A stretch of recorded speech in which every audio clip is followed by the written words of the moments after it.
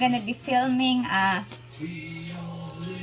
Wagyu ground beef patty that I'll be making for my husband's baon. Again. My background is Yellow Submarine. Adding likes it, so Daddy is playing it. So, there. I'm using this Wagyu beef from Costco.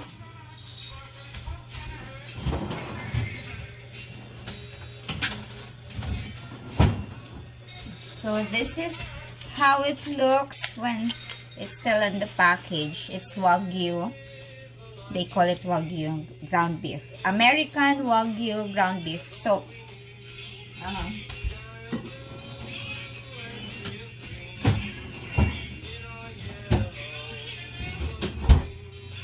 I'm using it because they said that Wagyu beef has lesser fat.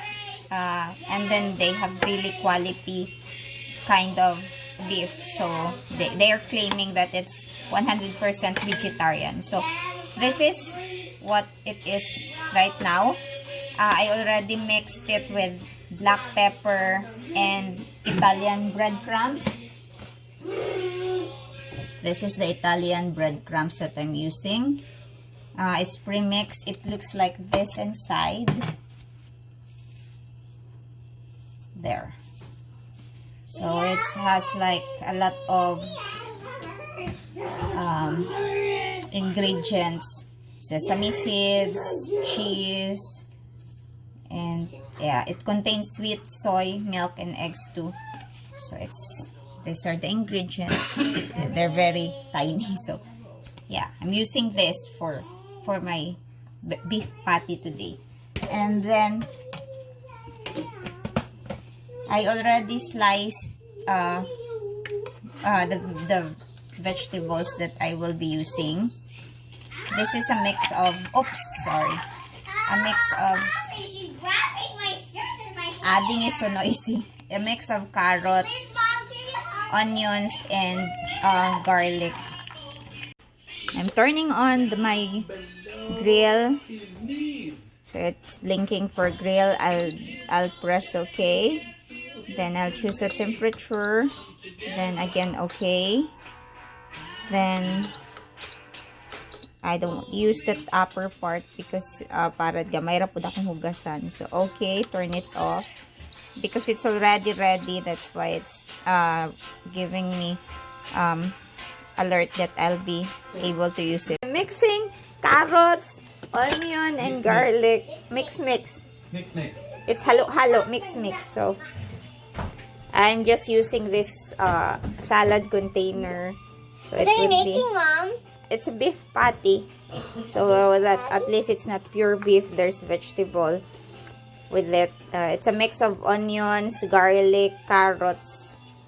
So I usually add egg para mag-stick together sila. Mom? Yeah, sometimes I know how to cook. Sometimes I don't. You know how to cook, Mom? Yes. So there, I'll just mix them together. So I put egg para may sticking agent siya. Para ang mga vegetable dili siya maghiwa-hiwalay during grilling. So I don't use oil kasi mag-release manig oil ang what do you call that, the beef later on. So it's just like pure grilling, so bahon lang yun nako siya.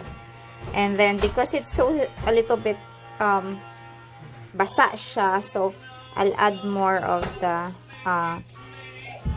what do you call that, the breadcrumbs. So my background is details because Daddy is having listening and playing at the same time. This is the Italian breadcrumbs. It looks like that. Powder lang siya. Tapos ginamix lang nako para mag-dry gamay ang beef.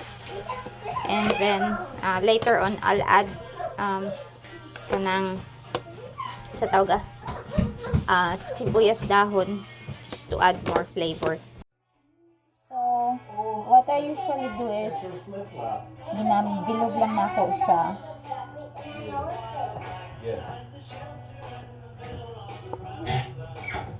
Tapos, you can do it siguro bisag bisag wala mo yung grill, you can do it like subahanan.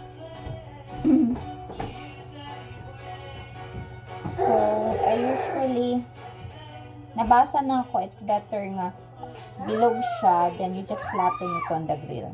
So, let's do one, wash my hands. I usually do a lot, like, it could fit like 5 to 6. Adding loves this too. So, once in a while, once a week, nagabuhat ko I need some og gloves. Can I have the gloves? No! Why will you use the gloves? I want to help. No. Oh, It's gonna be messy. it's Gusto okay. din niya mutabang, It's okay. I like. pero usahay manggod magkagubot diri sa Mommy, kusina. please. You don't know how to do it. Well, I know how to do it, please. It's gonna be messy. This is still raw. Well, I'm not gonna eat it. I'm just gonna. There. Ethel, Fled, and Daddy, and adding. Na na na. Awa, awa. We're all here in the kitchen. Hello. There. Uh-huh. Hey, you So, couldn't. bilog. Bilog, bilog. What's What is bilog? bilog, Daddy? Belong. Huh? No, bilog. What is bilog? Guess. It's the ball. Yes. Round. Okay, round. Round, Make round. it round. Mix. I want to make it round. Because we are so- Filipino, we are very intense. We repeat words. Yes. So- Mix. Halo-halo. Hi, plays. How about hi, everybody. Everybody. There. So, we're gonna put it on the grill. So, I made 12 pieces, I think. Yeah, 3 times 4, 12 pieces of patties. So, they don't need to be really perfect na bilog. Just for the purpose na dali lang siya ibutang sa grill. I'll just flatten it. So, there. Have 12 pieces. I usually if it's his dinner, this is good for 2 days, but sometimes when adding would discover na lami siya, ubuso niya ang katunga. So I do it. I just read this na much better daw diri i-flatten siya. And then you flatten it and leave the center a little bit kanang thicker than the side. Like that. Yeah, I notice it's also really good, so I usually just do that.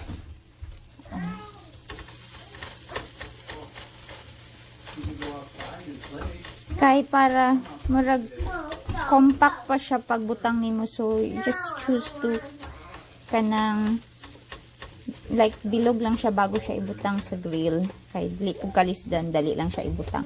So if you see, I did not put anything oil or something, but if you notice na siya oil gagawa, so it's much better nga dili na lang ka magamit og anything, dili na prituhon. Kay if prituhon nato naapay mantika, tapos naapay yung mantika ang beef, that's how it is. So I'm trying to kanang lessen the oil on our food. So that's how it is. Wala ni siya asin. The only spices that I put is the Italian seasoning. Italian seasoning is a little bit complete na. Naana siya murag asin. So I don't put asin anymore. And then if you notice the carrots, the sibuyas dahon na ana dira. So I usually put 5 here. And Daddy, you don't have clothes on your eyeball. Yes, I do. I see. there. So I don't di la ako na ko kay ginadikit-dikit so that they will have enough space. So I leave it for a while, then let it grill. So same thing, I don't use timer.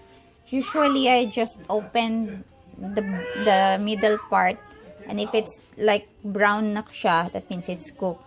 So since my husband also gonna microwave this again at work, so I flipped it na. That's the other side Flip. of the burger patty. Get out now. There. Yummy. There's the carrots. There. Look at that. Ooh. There.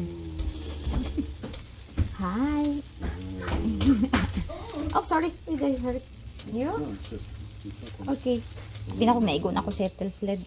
Oh, this is the black pepper I'm using. Kirkland signature black pepper.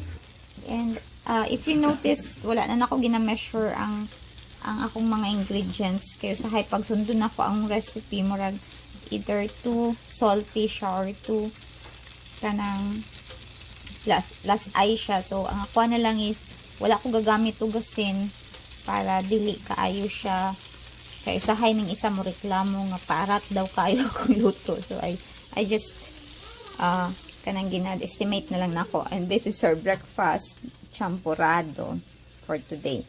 So, this is gonna be for dinner. For his dinner. So, there. You see, if you're gonna add more, if you're gonna prituhon mo, magingana pa siya, magmantika pa siya. So, I'd rather grill it and then let the oil come out from the beef.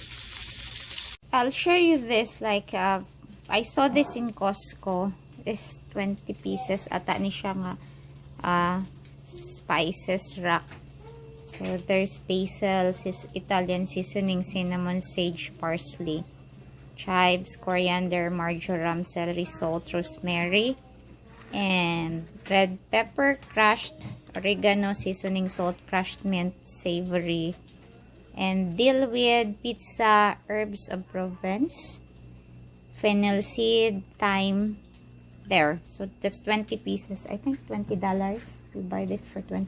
So, $1 per spices. So 50 yeah. pesos. Yeah. I haven't used everything yet. I'm still learning how to use. Usually, I just use this red pepper, oregano, seasoning, salt. Mga common lang. Alam na ko paano siya gamitin. The rest, I'm still studying how to use it. So, there. That's my spice rack that my husband bought for me. So, I think, nakita lang na ako na siya sa Costco nga, kanang murag brochure. And then, I told him, and then, I think, buntis ko ato, tapos, pick yata siya sa virus, or I don't know, I forgot. He just brought this home. So, I think they're done. I tried to open the, kanang sa tunga, good. So, it's brown. Dili pud ka gusto mag-dry siya. So, you have to make sure nga dili siya overcook. So, usually just sorry. Put them on towel, paper towel para ang oil ma-remove pa. Even though I did not use oil, but because the beef has its oil, so there. That's where he cooked his sunny side up eggs. This is only exclusive for eggs. Okay, so you've just flipped it. This is the second batch for the beef patty. This is the finished product of the beef patty with carrots and just spices. I'm gonna try it. Okay. Dili siya parat. Ang carrots will add to the sweetness of the beef. Just enough lang siya nga. Hindi mo siya kaunon. Without rice, without bread. So, to avoid kanang additional nga kanang murag tawag anak carbo ba na. So, he will just eat this. Then, you have seen before I add salad and avocado to his food. So, he will eat this with avocado. So, that's it. That's for today. This is for his dinner later this evening. A beef patty with carrots. There. Grilled patty. Beef patty.